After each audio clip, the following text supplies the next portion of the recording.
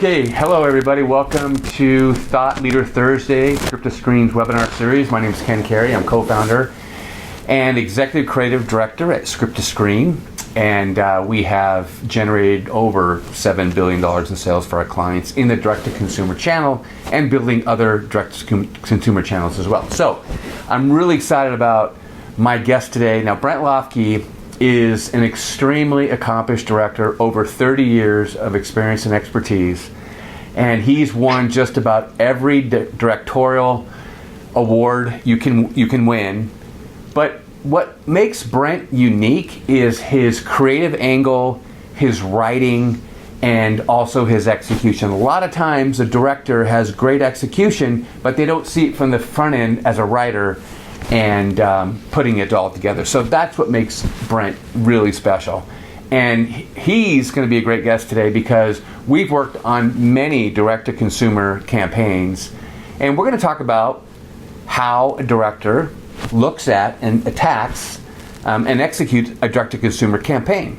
So Brent, first of all, after all that hoopla, thanks for joining me. I really appreciate it. Ken, a real pleasure to be here. I'm excited to share what we've done and accomplished together with you. We have done a lot, haven't we? Yeah. Hey, so I just want to get right into it. We literally just worked together on a direct-to-consumer campaign for one of the largest golf brands in the world, and it went off really well. The interesting thing is that I'm somewhere else. Brent was on set, but we had worked it through together on how we were going to execute this. So Brent, the first question I have, and a lot of the questions that I'm going to ask you are a lot of questions that we get from clients. And people who will be listening to this webinar are going to be able to relate to this because they have those same kinds of questions. Because when there's lights and cameras and everything, it's showtime, everything's on your shoulders at that point. So my first question, and I hear a lot, is how do you as a director go about preparing yourself for a commercial shoot, whether it's 1 day, 2 days, 3 days?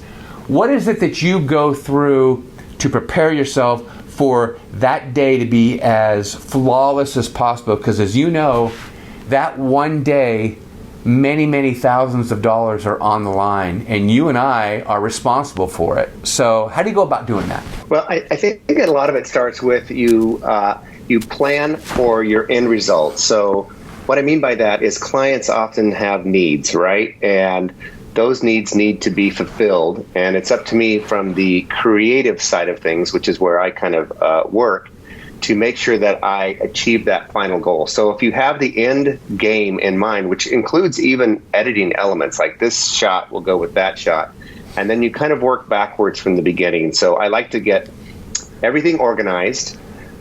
You plan a creative approach that you think is going to work best for this, either creative or for what their needs are. Right. So whatever that is it a celebrity spokesperson? Is it something unexpected with a real person that you kind of get a gut reaction from them?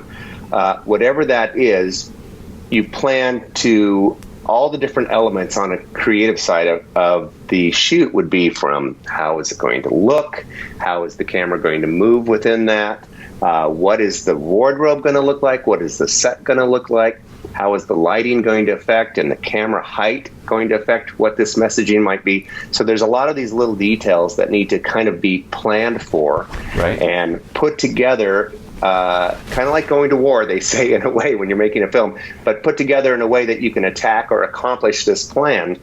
And then all of that has to fit into a schedule and a budget.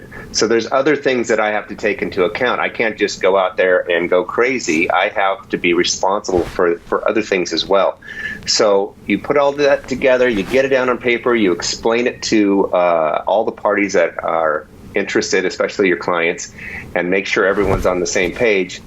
And then when you get there and you follow this plan, you still wear dancing shoes, because you never know. Something might happen. The sun suddenly peeks through a tree in a certain way, or this person shows up that has something really interesting that we didn't know about that we want to get, or maybe their kid hit them with a stick and they've got a big old bruise on their eye, so now let's shoot them in profile. There's a million different possibilities. Yeah.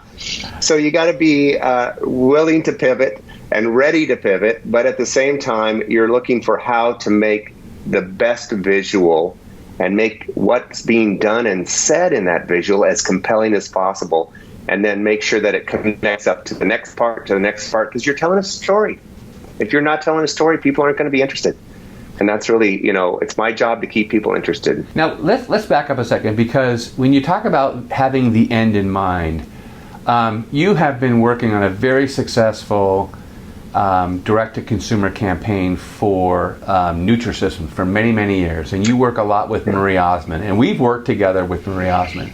So when you have a celebrity like Marie Osmond and you have a client like Nutrisystem, explain to me, give me an example, what's the end in mind that you have with that particular brand and that celebrity, and how do you go about it? Yeah, well, that's a fun story in a way. The clients typically for Nutrisystem, they live and die by their messaging direct to consumer. That is their whole business model. So for them, numbers are everything. If your spots are not pulling numbers, then they're on to the next one, on to the next company, on to whatever, right? You're only as good as what have you done for me lately kind of a thing.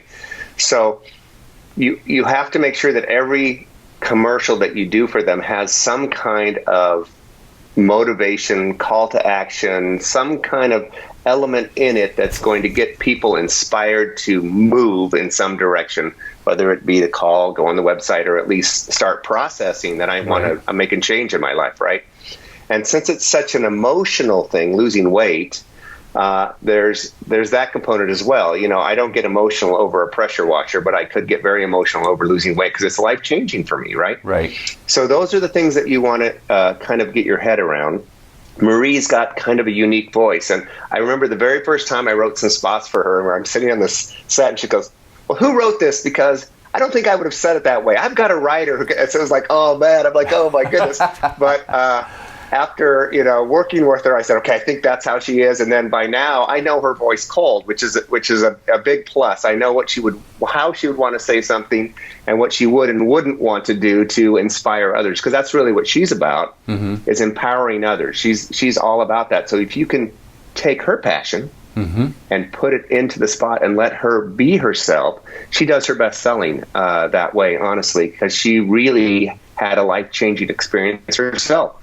So you want to use what you have and then enhance that, and then let them empower your talent, your celebrities, to tell the message, to share the message, to be themselves as much as possible.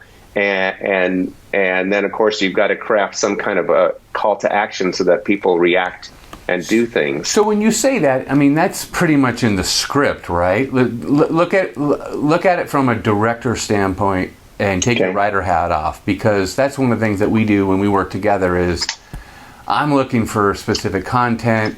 You and I have already worked on the script, or Barbie and I and you or whatever, and we need you to execute what's on paper on the screen. How is it when you say with the end in mind, what is it with her particularly that you utilize that philosophy? Well, the first thing I would do is I would meet with her in the morning before we'd shoot, and I'd go through what our plan is. And it's really my job to make sure that she feels calm and understands that we are protecting her brand. Every celebrity has a brand.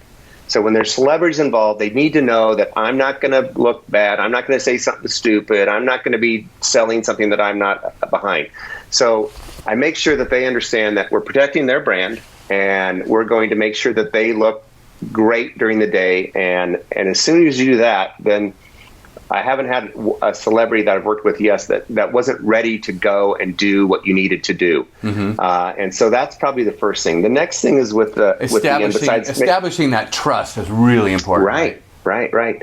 And then, of course, following through with it so that you actually deliver what you told them is always a trick, because sometimes clients throw stuff out that just, I would never say that, right? But you kind of get stuck in the middle sometimes with that. But the end game, to answer your question, is I want Marie, in that particular case, Nutrisystem, to look good, to be convincing. So it's really important in my mind that she's speaking to one person. Okay. You know, when I get up and talk to a classroom, it's a different message than when I'm talking to just one person. There's a little bit more of an intimacy. But at the same time, if you want to move the needle, there's got to be some enthusiasm to share, is what I call it.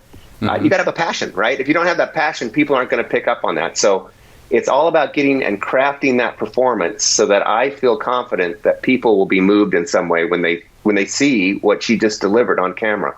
And then the other side of it is understanding, okay, graphics need to go here to reinforce this message. I'm going to have some B-roll that goes over there. So all these different pieces have to go in your mind of how the spot's going to come together so that you can, that needs to be a wide shot, that needs to be a close-up, this needs to be a camera that moves this way so that it connects to this other shot that I did that moves that way. So all these elements have to be considered and planned for so that you get that final result. So the spot works, looks good, all those things that everyone had read on the script, right? I got to deliver the script. When people hear commercials, Brent, you know it, they think lights, camera, big visions, and all that kind of stuff.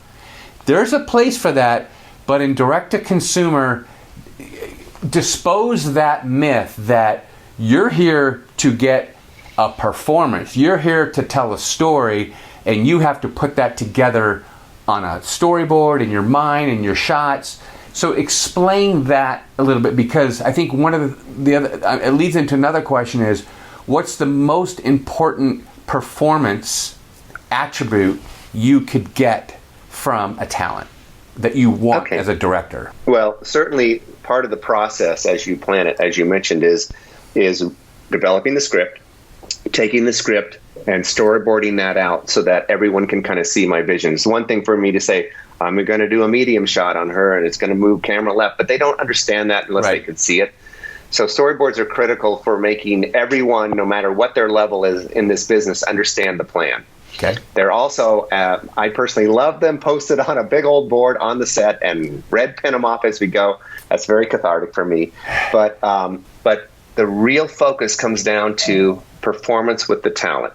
Okay. And whether you've got 120 people on the set or you're holding the camera yourself and there's nobody else around, the trick or the goal, I should say, is you want authenticity. You want believability. You want to feel that kind of organic, real moment. Me just sitting there spewing lines to try to sell you something is never going to work. I got to have a belief system that has to come through. If I'm doing a branded spot where we want to elevate the brand, we're not trying to necessarily sell anything. There usually needs to be an emotion or a laugh or something that makes you connect up to the brand in some way. So how do you pull that out of the actor? You need to motivate them, right? So to get that out of the actor it's kind of a secret sauce in a way, because every person is different. If you're using celebrities that are in the business, they kind of have it cold, and there's a different language that you can speak to them because they understand. Real actors understand the acting language. Right. Celebrities that come from sports don't understand any of that, so you have to treat them differently, but still treat them like a celebrity. Mm-hmm. And then real people that have no experience in either, in some ways, I often find myself being a cheerleader almost to keep them going and how you're doing so good. I find you should never, ever, at least in my opinion, do a negative result unless you have a really good rapport with the talent. And so you need to find what that is. You got to be able to connect with people, understand the person, find out what it is that they respond to, and then feed that back to them. Sometimes I can feed them a line that motivates the answer, which is their line, and that really helps. Even celebrities give me the line back like they're answering a question, and sometimes that works really well. Other actors that are very well trained, that would make them crazy if I ever did that, or if I ever did a line read, they'd be upset with me. So you have to understand who you're working with and how to get them there. I'm gonna do a little anecdote here, which I think you might get a kick out of. So. And we were talking about Nutrisystem. This happens to be a Nutrisystem project, I'm going to say maybe 5 years ago. We had, I want to say like 18 first time. These people won this contest. They lost the most weight, and they got to be in a Nutrisystem commercial. They were going to meet Marie, da-da-da-da-da. They were all excited. The first girl comes out. We interview her, and she talks about this story where she had had her baby, didn't lose her pregnancy weight, couldn't do it, was struggling for 6 months, goes to the park, and some lady says, "Oh, so when are you expecting?" And she came home, she's crushed, she's a mess. It was her trigger, though, that got her to lose all the weight.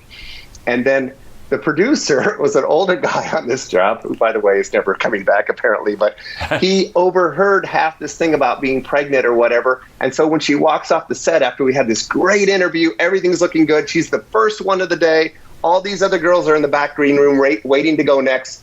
He goes, You're expecting? She just crumps, cries, runs back to the green room sobbing, and every other testimonial back there goes, "Whoa, what is They're happening frightened. out there? They're killing people out there. I'm never going to go out there." So they're coming out to the set scared to death. I'm like, so now I'm at ground zero, right? I got to get them over that, realize that it was not anything we had to do with.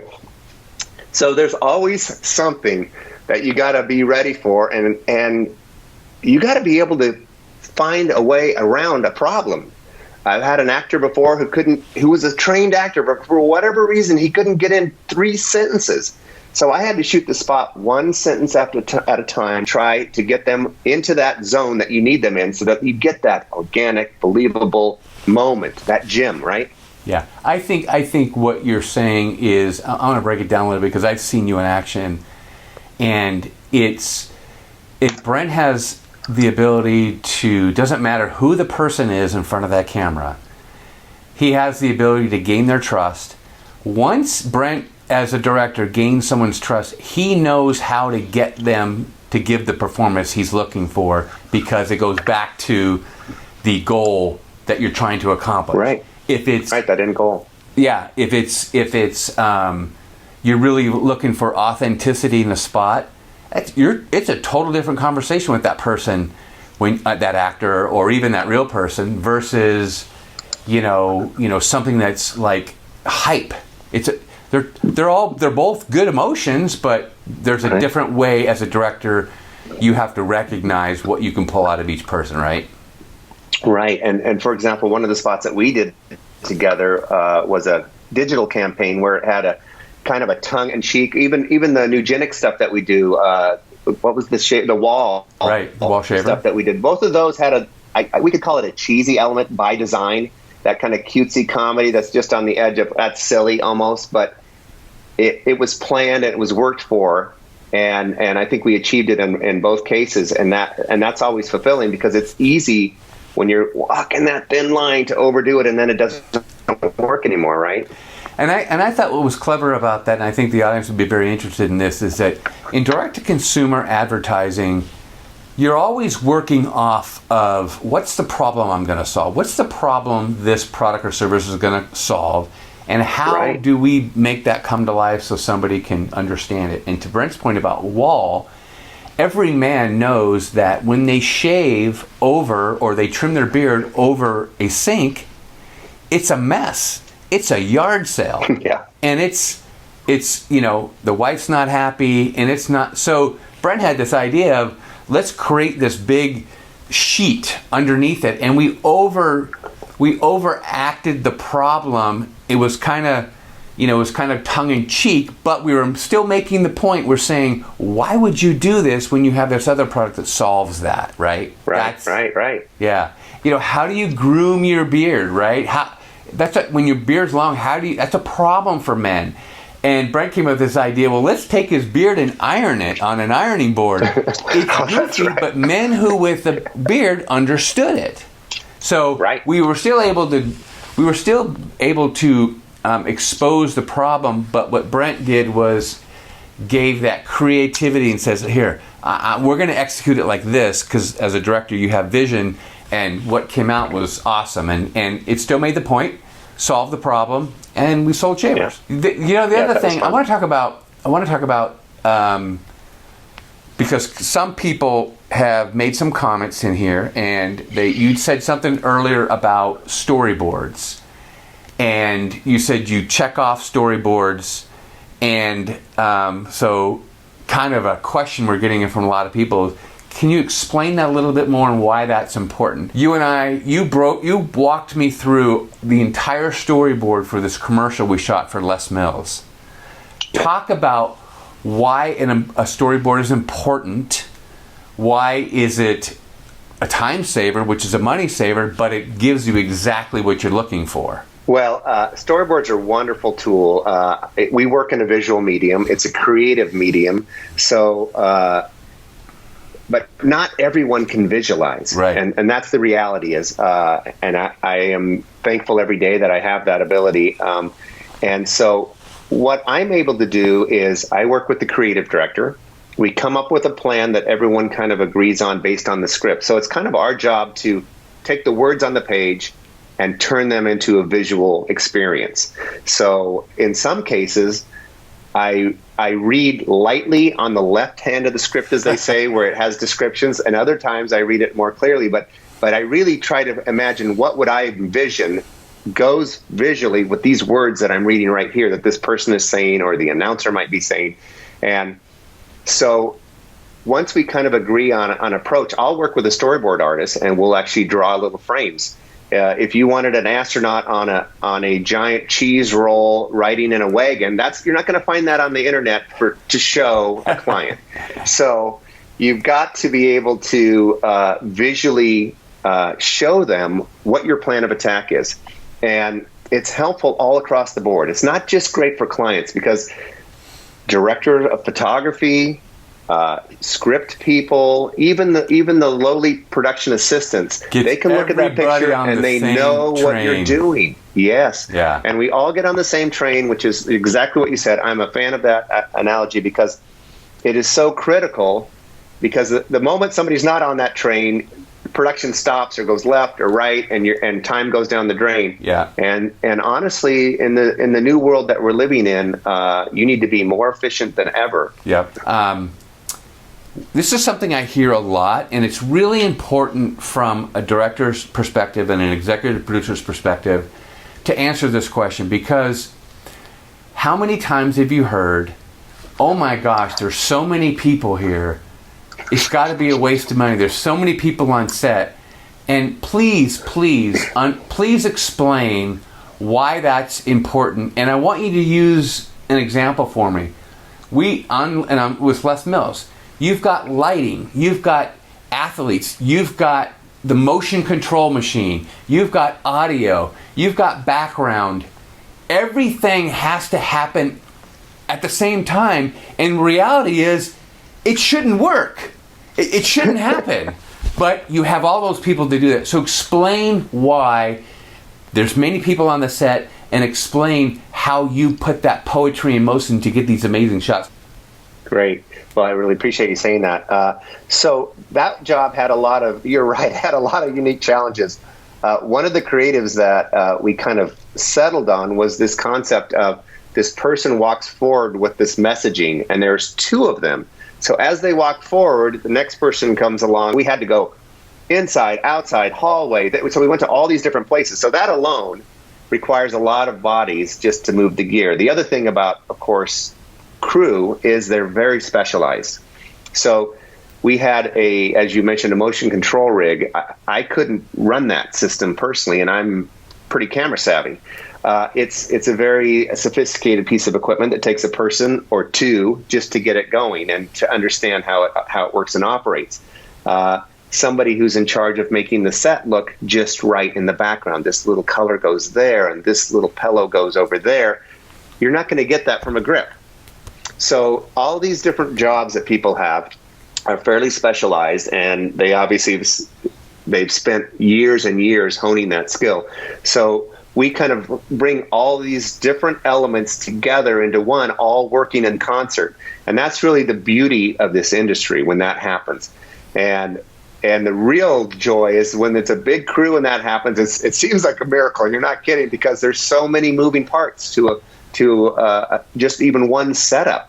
Yeah. And the ability to communicate and everyone know what's going on is a key factor. We probably had, at any given time, there was 20 people on set to get one shot.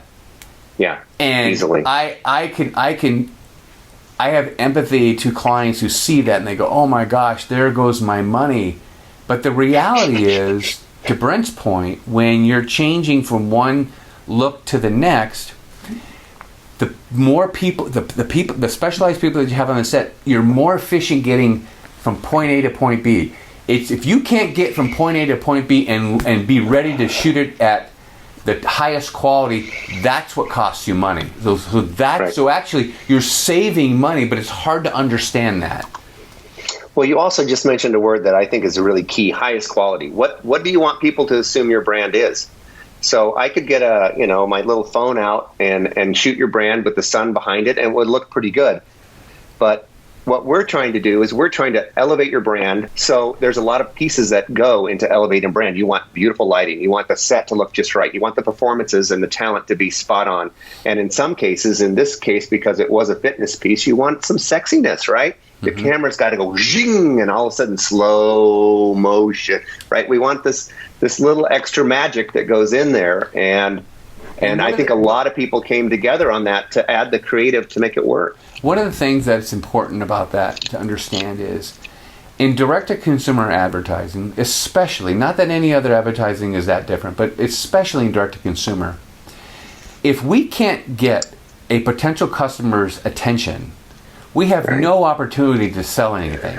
So that visual of speed ramping and the body going through there, that catches people's attention, and then they stop. The fact that we've caught their attention, now we have a chance to sell them something. But if we don't catch their attention, it's a waste of time and money. Yeah, and the truth is you get 3 to 5 seconds right up front to do that. And then you got to, once you get their attention, then you've got to compel them and move them further along. So you have to start here and end there. It's really quite a challenge. You can't slow boat it. You got to compel them to want to do something, and you got to motivate them to do it. And you want the brand stuff to look great. Yeah. So that's what we live by that, That sounds easy. It's very difficult. I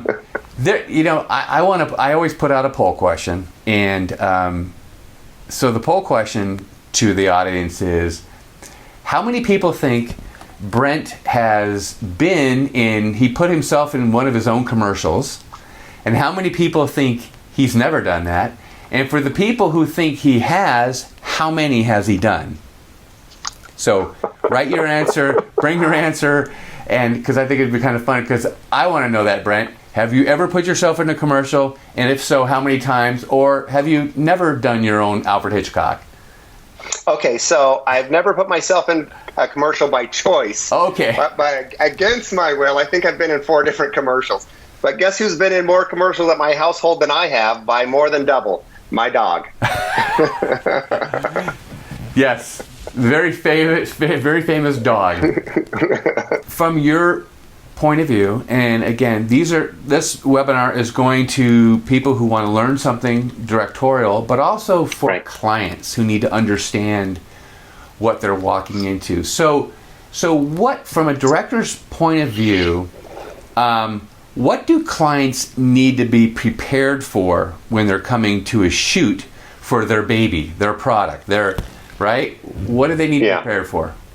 Well, unless the clients are super savvy in the business, they're generally overwhelmed. They walk in, they see all this stuff, and they're not sure what it all means.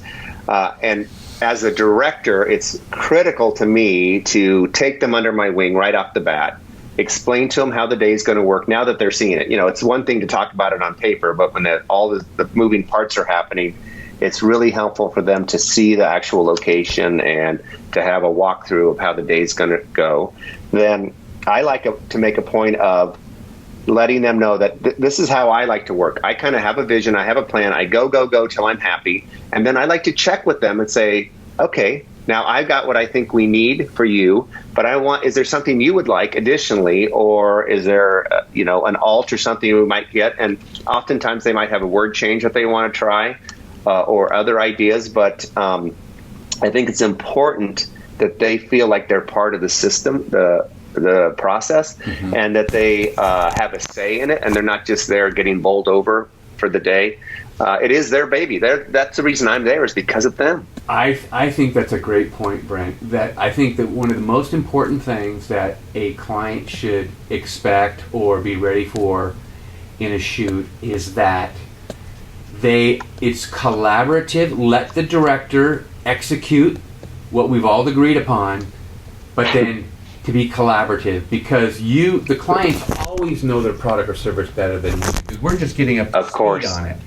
We're trying to do the best we can to highlight it.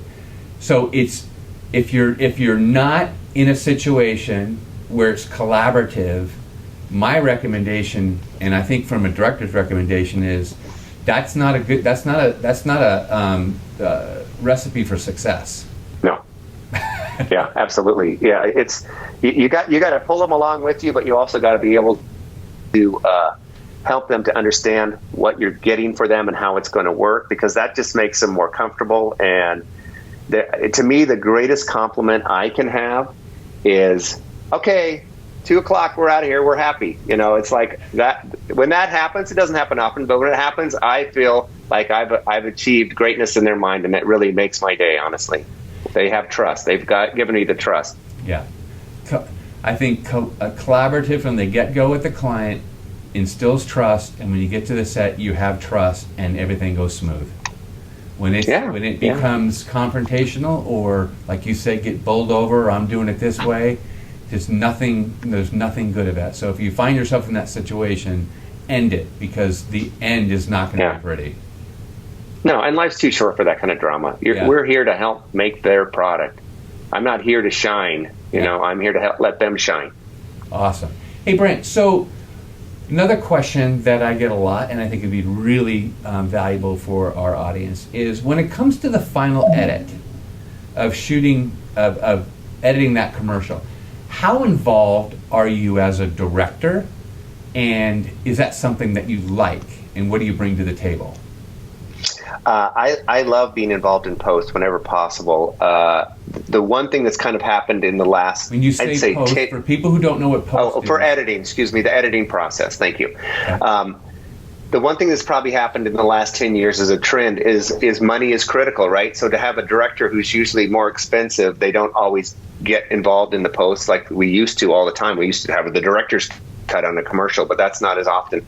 But one thing I've always tried to volunteer is I'd love to at least do the director's cut, which allows me to kind of pick performances and put them in an order for the editor. I'm always excited to do that. And I always love when they send me, versions along the way as the show evolves, which it is a process. Editing's not always just, you said this shot goes with that shot and that's how it's supposed to go. It becomes a process. Yeah. And, so I'm always appreciative when they involve me in that, and I can give comments as it narrows in. I think what's important about it for the audience to know is, remember from the get-go, we talked about building this plan, building this storyboard, letting the director and the executive producer put together the right message, and letting the director put it on film, or video or digital, whatever it is these days. But if we've let that person in that long, it's an asset to have that director as part of the post-production, because the vision started there anyways. Right. Yeah. Like I said, I always love it when I get that chance to do that. It makes a difference, I think, on the show. And it's really fulfilling for me to see the final result, especially if it's kind of like, here was my vision and it's still there. Sometimes it starts here and things change and we can't say that anymore. It's like, well, that was the soul of the spot. Things happen, but we shot this commercial for TaylorMade yesterday, and Brent had a drone and he had a Phantom camera and all this fancy stuff, and we have to sell a golf club, but Brent was very persistent on, we've got to raise the brand. We had an opportunity together to bring this client into direct-to-consumer, TaylorMade, right, and Adams Golf, basically, and you push for this, you not get away from the sales, but this branded feel. So what is this commercial? So look in your crystal ball. You just got fresh off the shoot yesterday. What are they going to see after you explain it?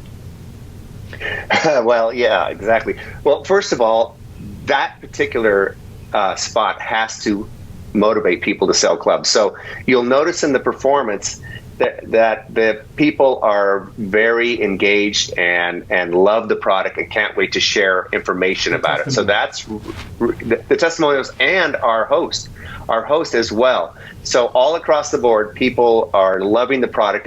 I think there's going to be this really positive vibe and this great energy that the spot's going to have. And we've got a pro and a host that's very golf savvy that kind of share some of the weight back and forth. And so they're going to carry a lot of the meat and potatoes of the message. But we also took the time to, like you mentioned, to shoot drone and phantom stuff, things where the club was going to go like super fast and then really slow, and the head of the club comes right into the camera, you know. And so why did you do that? Why did you decide to do that? Because we have some very important features on this product that you decided visually you had to accentuate that to make that point. Tell me why you decided to do what you did. Okay, well, first of all, you're right. The head on this club is very unique, and they've done some real amazing engineering to get almost any golfer to have success with this club. And I won't go into all the specifics, but you know, the club face is 14% greater, and it's got a low center of gravity, etc. So I want to see that as a viewer. So I try to always put myself in the viewer's mindset. Why do I care? How do I answer that question? That's the first thing I tell myself is, I'm a viewer. Why do I care? Why should I call? You know, whatever. I'm not interested. That's where I start in my mind. So how do I overcome that objection? I'm sitting on the couch and I don't care. So where do I go from there? So first off, I want to have, in this case, we have this amazing golf course. The first shot as the sun came up, we're on this tee box, and then there's this beautiful kind of rugged valley, and then the fairway is off in the distance, and the sun's coming up, and it's sparkling rays of sunbeams off the head of the club, and you're just like, first of all, I want to go there and golf, right? So if I have any interest at golf at all, which is who I want for my viewer, if I don't care about golf, I don't care about them. In this particular case, it's all about the club. So I see that, and immediately I've got an emotion in my mind, which is, I want to go there. I want to golf there, right? Because it just looks perfect at that time of day. And then there's other things, because we have this pro who has this amazing swing and contact. And so we see that, and right at the point where I shank the ball, he hits it perfect, and it's slow motion, and it's perfect. And you see the ball collapse and then eject out of frame.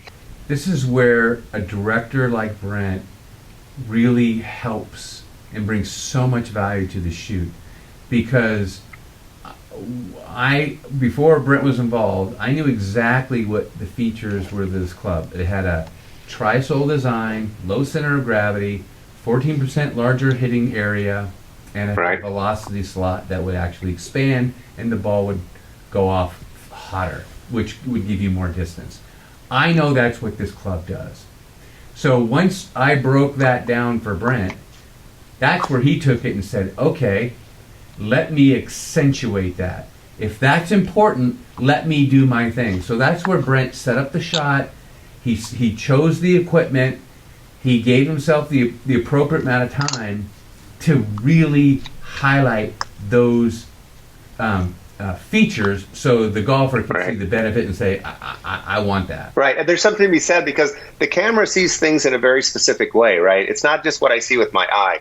So whether you're doing a power washer or an automobile, there's a way that you want to, what we call lens it, or look at it through the lens and allow it to shine. Camera lens can do wonders to help your story and to get to the part that you really want them to see. It's funny, because with the camera lens, sometimes if your budget's only this big, you can frame up the set that you have, which is only this big. If I widened 1 inch, you'd see that I don't have any more set, right? But you're able to find a way to make whatever your budget is look the best you can, and the lens does wonders for that. I'm going to end this with this last question, because there's a question from the audience, and I think it's a great question. I want to bring it up. And Olivia asks, She says, my company is looking at commercials, but we're also on a budget. What things can be done to trim down on costs but not lose quality? No director? Oh, wait, I didn't say that, did I? Well, the biggest cost for a production is the body count and the equipment and where you end up shooting it. So if you're shooting in a stadium, it might cost you $25,000 just to rent the stadium for the day. So what you need to do is you need to gear and plan accordingly based on your budget. So if I know I only have $20,000, let's say, for example, on a commercial, I'm going to need a smaller crew. I'm going to need more efficient lights, maybe a camera that sees really well and doesn't need to be quite as high of end, but it's beautiful for broadcast still. So there's decisions that you make, and I don't want to say it's compromise. It's being smart with the money and doing what's right for the client and the situation and the budget. And I think you approach it. I often ask the client, how much do we have to spend? I don't care what your budget is. I just want to get my head in the right space, so I'm not planning for giant techno cranes when we don't have that. So you creatively work around that and make it creative by design. Let's say there's a spokesperson and we want this person at a home. Okay. And we just want to see that it's a little glimpse of a house. Not important how big the house is, or just that person's in a home. Okay. What I would say to Olivia is that, okay, here's a way to cut costs on a tight budget.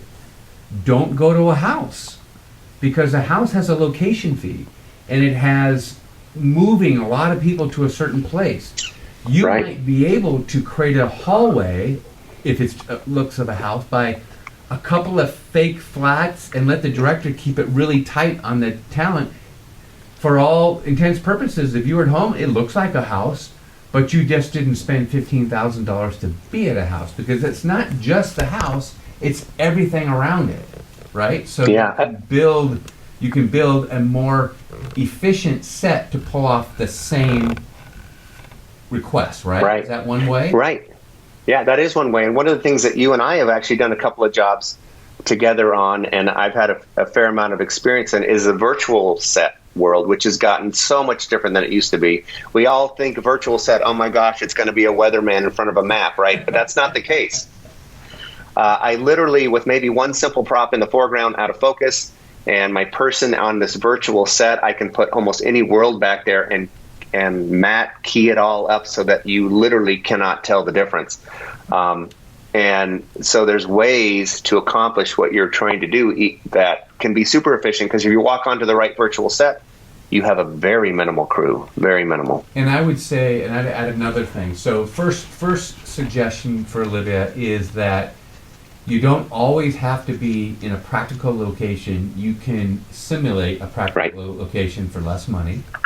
Brent, and the epitome, not the epitome, but I'd say the pinnacle of that is a virtual set that Brent suggests, where technology is really caught up. So Olivia, if you're on a tight budget and you want to shoot that in this amazing location, consider a virtual set. That might save you some money. And the other thing I would say is, this is where you can save money, but it doesn't look like it from the get-go. And you'll chuckle at this, but do not chintz on amateur talent, because that will end up costing you. So you'll probably pay a little bit more up front, but you will save on the back end. Do you subscribe to that? 100%. It's so critical that what's happening on the screen be real. Anything less than believable and real is a bust. And if you remember one thing, we talk about looking toward the end result first, right? What is your brand? What does your brand need to represent? How do consumers need to perceive it? And what's it worth to you? If you're going to spend $200,000 on air buy, you don't want to make the mistake of making that spot not support your brand or elevate your brand in some way. That's wasted money. Right. So you got to keep in mind, what is your brand worth? What does your brand need to look like? That's so important.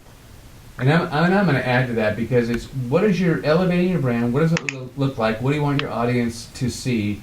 But at the same time, because budgets are just, not that they're less, there's just more accountability, right? Right. So you have to elevate your brand, but you also have to sell. And if you have the right director and the right company and the right team, you can do both. It's very possible. I mean, Brent and I and my wife and our company, we've worked on a lot, over 100 of the biggest brands in the world, selling a product on television, selling it on digital, selling it on social, but we elevated the brand. And right. and on numerous occasions, they were kind of blown away, like, oh my gosh, this looks amazing, and we're selling product and we're making money on the front end, like, this is crazy, a whole new world. And that's direct to consumer. Yeah. And the way the world's going now, people judge your brand on video. That's how they do it. Yep, absolutely. I mean, if you don't have it, you got to get it. If it's not good, it better be better. Yeah. There's television, there's OTT, there's connected, there's digital, there's social. The bottom line is that video drives everything. That's why YouTube is the second largest search engine. That's why it's owned by Google, and everybody else is trying to play catch up. So, your brand has to be look good everywhere, because people make decisions based on the emotion they got, the quality they saw, and that's right. From a great script, but it also comes from execution from a great director. Execution, right? Yeah. Execution's key. Yeah.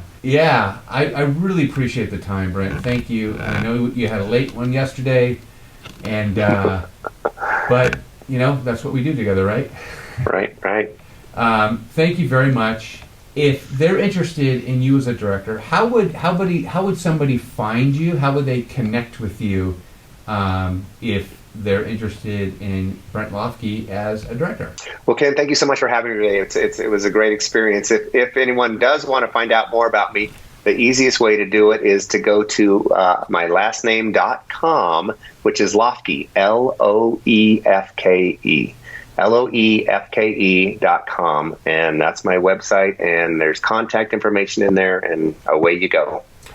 I can just tell you, if you're thinking about creating a direct-to-consumer campaign and elevating your brand, you want to be thinking about a great director, and I highly, highly recommend Brent Loefke. Thanks, Ken. It's been a real pleasure. Appreciate that.